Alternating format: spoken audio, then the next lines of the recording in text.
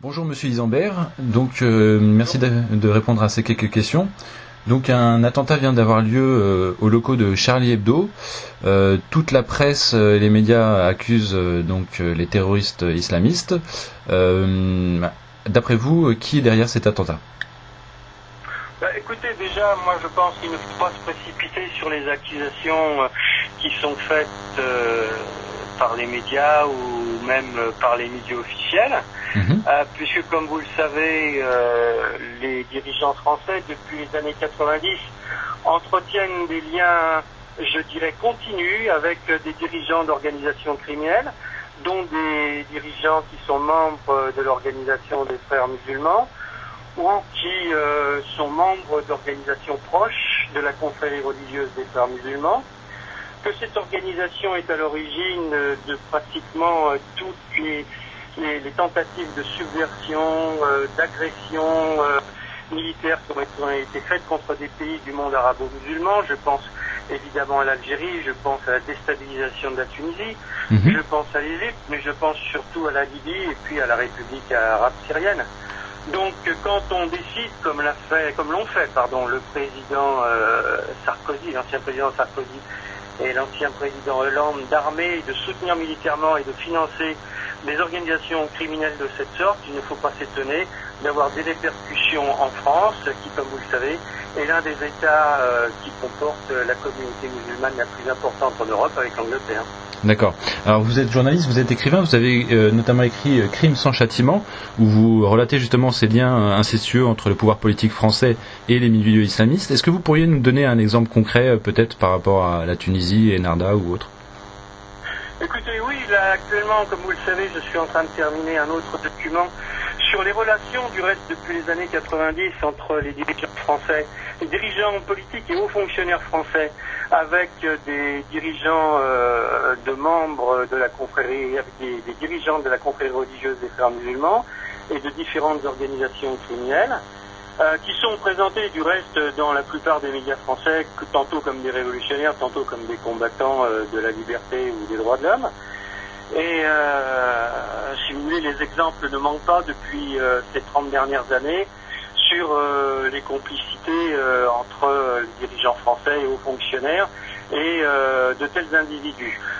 Pour répondre à votre question plus précisément, je dirais qu'en ce qui concerne Enarda, par exemple, plusieurs des dirigeants de Enarda, alors qu'ils étaient impliqués dans des actes très graves, je pense à des attentats contre des civils en Tunisie dans les années 90, à une tentative de coup d'État, plusieurs tentatives de coup d'État en Tunisie.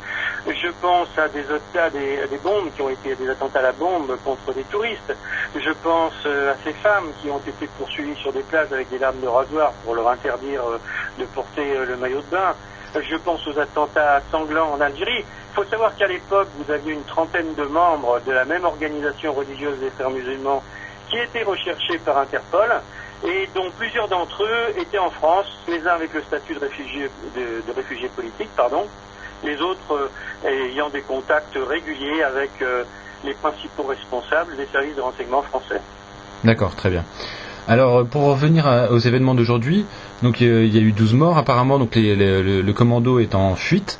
Les premiers témoins parlent de gens qui ressemblent à des professionnels, en tout cas cagoulés.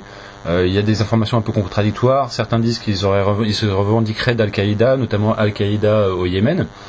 Le mode opératoire, vous qui connaissez un petit peu bien tout ce qui est tout le monde du terrorisme, le mode opératoire vous fait penser à des fous, une cellule, ou plutôt des gens fous, une cellule dormante ou des professionnels des services secrets, ou à quoi ça vous fait penser?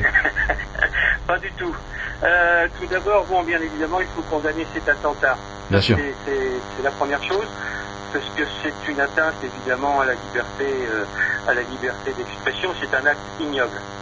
Deuxième point que vous me permettrez de souligner, il y a une trentaine de journalistes syriens qui ont été abattus par des gens de la même espèce en République arabe syrienne dans le cadre de l'acte d'agression qui a été commis par les États-Unis et la France, notamment contre la République arabe syrienne.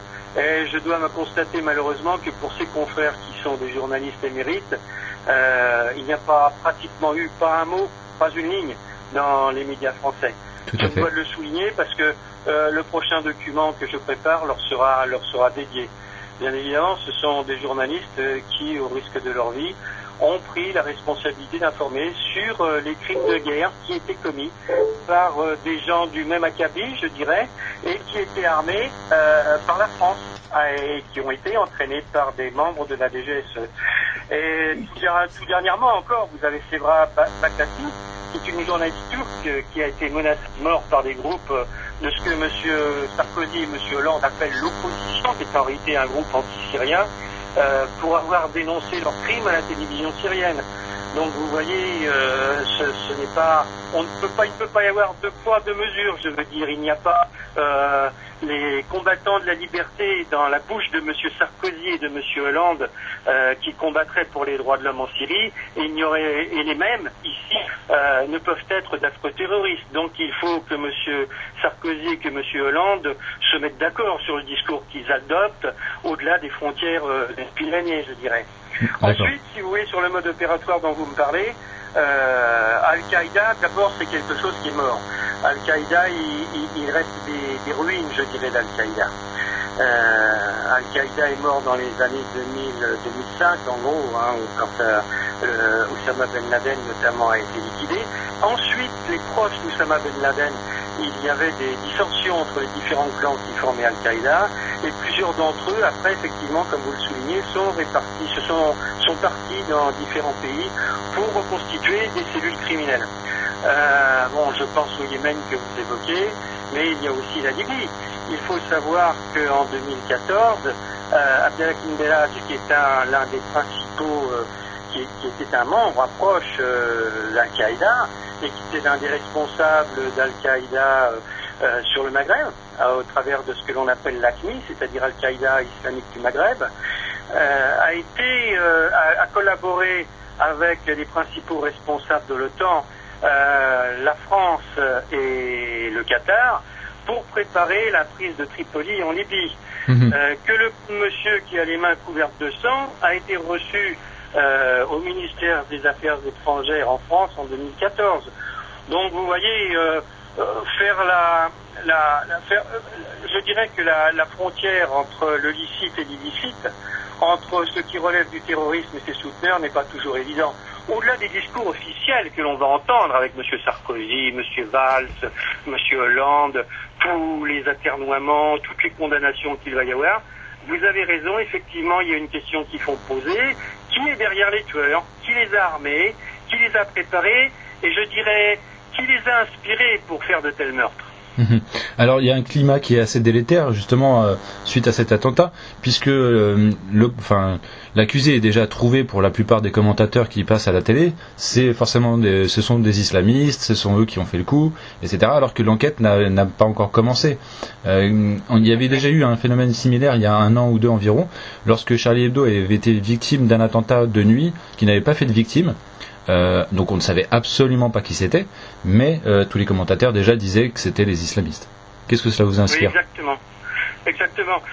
C'est pour ça que moi, je considère qu'il faut prendre avec la plus grande précaution les données qui sont fournies par le ministère de l'Intérieur, tenant compte que les principaux dirigeants du ministère de l'Intérieur français, depuis les années 90 jusqu'à ce jour, sont impliqués dans des relations étroites avec des dirigeants d'organisations criminelles.